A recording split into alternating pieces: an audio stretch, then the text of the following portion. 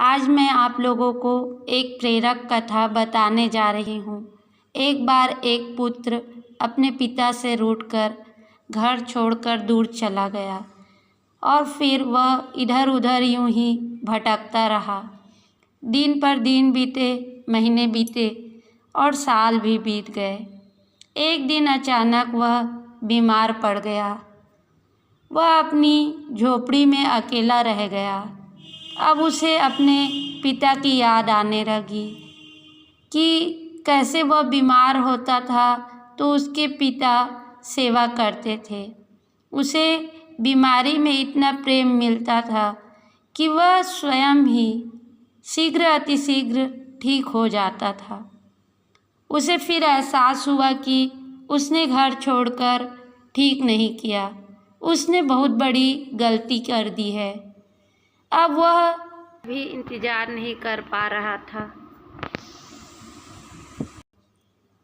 और रात में ही घर की ओर हो लिया। जब घर के नज़दीक पहुंचा तो देखा कि दरवाज़ा खुला हुआ है। अब वह डर सा गया कि कोई अनहोनी तो नहीं हो गई। वह तुरंत भागते हुए अंदर गया तो उसने आंगन में अपने पिता को लेटा हुआ पाया।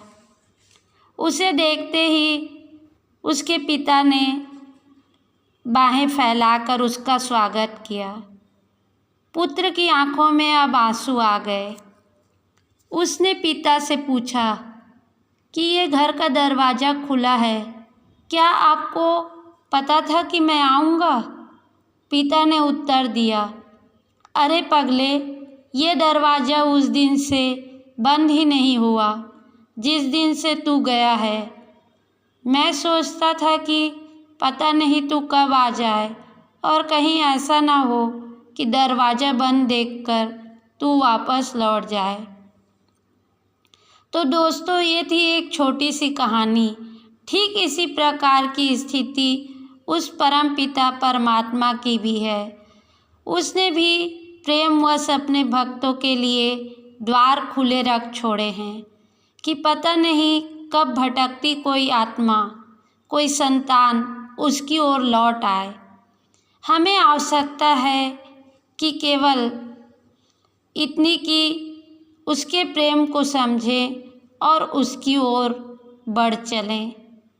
आप लोगों को मेरी कहानी कैसी लगी प्लीज़ कमेंट्स करके बताएं और आप लोगों को कैसी कहानियाँ चाहिए यह भी बताएं।